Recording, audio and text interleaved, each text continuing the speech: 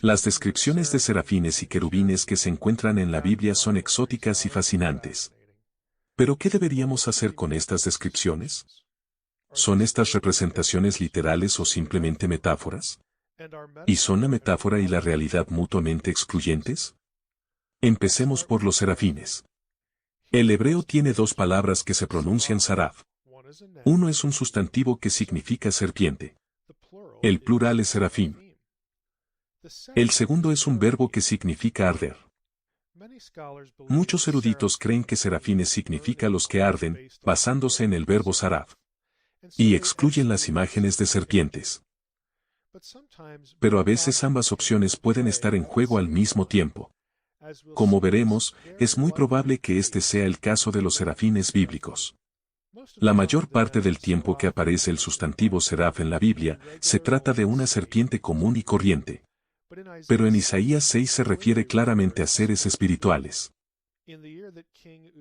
En el año de la muerte del rey Usías, vi yo al Señor sentado sobre un trono alto y sublime, y la orla de su manto llenaba el templo. Por encima de él había serafines, cada uno tenía 6 alas, con 2 cubrían sus rostros, con 2 cubrían sus pies, y con 2 volaban. Y el uno al otro daba voces, diciendo, Santo, Santo, Santo, es el Señor de los ejércitos, llena está toda la tierra de su gloria.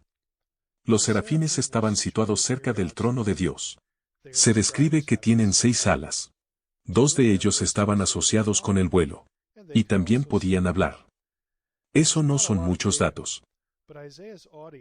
Pero la audiencia de Isaías no necesitaba mucha información porque, a diferencia de los lectores modernos, los antiguos estaban bien familiarizados con la idea de los serafines, seres sobrenaturales cuya representación incluye, al menos en cierto sentido, rasgos serpentinos.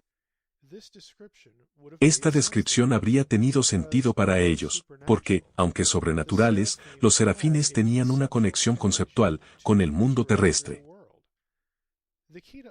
La clave para entender a los serafines es su ubicación, el salón del trono de Dios. Eran guardianes de la presencia de Dios. En la mentalidad del antiguo cercano Oriente, particularmente en Egipto, los guardianes del trono divino eran descritos como serpentinos, específicamente cobras. El mismo tipo de fusión de los mundos sobrenatural y natural es lo que sucede en Isaías 6. Las cobras pueden hacer que la piel a los lados de la cabeza y la parte superior del cuerpo se expanda. Los antiguos llamaban alas a esta piel ensanchada. Los artistas egipcios exageraron este rasgo natural al representar grandes alas de pájaros sobre serpientes. Obras de arte como esta habrían sido muy conocidas en Israel. Además, los israelitas habrían sabido que ciertas serpientes saraf, como las cobras, podían escupir veneno y quemar los ojos, por lo que también puede estar a la vista una asociación con arder. Ahora veamos algunas descripciones de querubines. Los querubines se describen de 2 maneras en la Biblia. Una de las descripciones más conocidas proviene del primer capítulo de Ezequiel. En su centro había figuras semejantes a 4 seres vivientes. Y este era su aspecto, tenían forma humana. Tenía cada uno 4 caras, y 4 alas cada uno de ellos. Sus piernas eran rectas, y la planta de sus pies era como la planta de la pezuña del ternero, y brillaban como bronce bruñido. Bajo sus alas, a sus 4 lados, tenían manos humanas. En cuanto a las caras y a las alas de los 4, sus alas se tocaban una a la otra y sus caras no se volvían cuando andaban, cada uno iba de frente hacia adelante. Y la forma de sus caras era como la cara de un hombre, los 4 tenían cara de león a la derecha, y cara de toro a la izquierda. Y los 4 tenían cara de águila.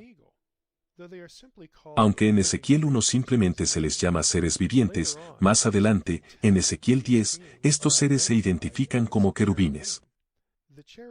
Los querubines que describe Ezequiel son similares a la iconografía mesopotámica de la mezcla animal. De hecho, la palabra bíblica querubín proviene de un término mesopotámico caribú. No casualmente los caribú eran guardianes de la presencia de deidades. Nos topamos con criaturas similares en el libro de Apocalipsis. Delante del trono había como un mar transparente semejante al cristal. Y en medio del trono y alrededor del trono, 4 seres vivientes, llenos de ojos por delante y por detrás. El primer ser viviente era semejante a un león, el segundo ser era semejante a un becerro, el tercer ser tenía el rostro como el de un hombre, y el cuarto ser era semejante a un águila volando. Y los 4 seres vivientes, cada uno de ellos con 6 alas, estaban llenos de ojos alrededor y por dentro, y día y noche no cesaban de decir: Santo, Santo, Santo, es el Señor Dios, el Todopoderoso, el que era, el que es y el que ha de venir. Observa que la descripción ha cambiado ligeramente. En Ezequiel, cada ser viviente tiene 4 caras. Pero en Apocalipsis, los 4 seres tienen cada uno una sola cara. Estos seres vivientes tienen 6 alas en lugar de 4. Lo más extraño de todo es que estas criaturas se describen como llenas de ojos a su alrededor. Es fácil quedar atrapado en estas descripciones porque parecen muy exóticas. Pero dejemos de lado la apariencia física y centrémonos en el papel que cumplen estos seres. Todas estas diferentes criaturas, los serafines y los diferentes tipos de querubines, sirvieron como guardianes del trono de Dios. ¿Qué está pasando aquí? ¿Dios cambia de guardias de vez en cuando? ¿Los querubines intervienen cuando termina el cambio de serafines? ¿Y existen múltiples tipos de querubines identificados por su diferente número de caras y alas? Todo eso es dejarse llevar por el literalismo y resulta en perder el sentido de la descripción. Dios tiene un conjunto de guardianes del trono. Los serafines y querubines son seres espirituales que residen en el reino espiritual, no en el mundo terrestre encarnado. Estas descripciones son metáforas que nos hablan del rol o función de estos espíritus. Son, en efecto, descripciones de puestos de trabajo. ¿Por qué los mismos seres se describen de manera diferente en toda la Biblia? La respuesta es que diferentes metáforas son útiles para comunicar la descripción del puesto a diferentes lectores. Durante parte de la historia de Israel, la iconografía egipcia fue extendida en el cercano Oriente. Incluso los israelitas que eran leales a Yahweh y no querían tener nada que ver con otras religiones podían comprender el simbolismo egipcio y las ideas egipcias sobre el mundo espiritual. Y los guardianes del trono de Dios aparecen en la forma egipcia con la que la audiencia de Isaías estaría familiarizada. Durante los tiempos de Isaías, Ezequías y Acaz, hubo mucho contacto con Egipto. Lo mismo ocurre con Ezequiel. Ezequiel estuvo cautivo en Babilonia.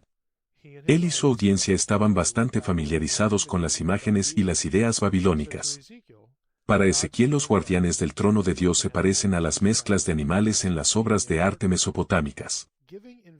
Dar una apariencia a espíritus invisibles ayuda a los humanos a comprender los encuentros sobrenaturales. Pero más allá de eso, la aparición temporal de un espíritu también puede ayudar a comunicar ideas a través del simbolismo y la metáfora. En última instancia, lo que Dios quiere que sepamos al leer estos pasajes no es cómo es un ser espiritual. Recuerda, no son seres físicos con cuerpos físicos. La intención no es una lección de anatomía, más bien, hay 2 puntos a captar. Primero, Dios quiere que comprendamos el hecho de que su presencia es especial, su santidad y divinidad deben ser guardadas de la contaminación. Segundo, Dios es Rey. Él es a quien sirven los demás seres espirituales, no al revés. Para obtener más información sobre estos temas y muchos otros, visita drmsh.com o thedivine.counsel.com.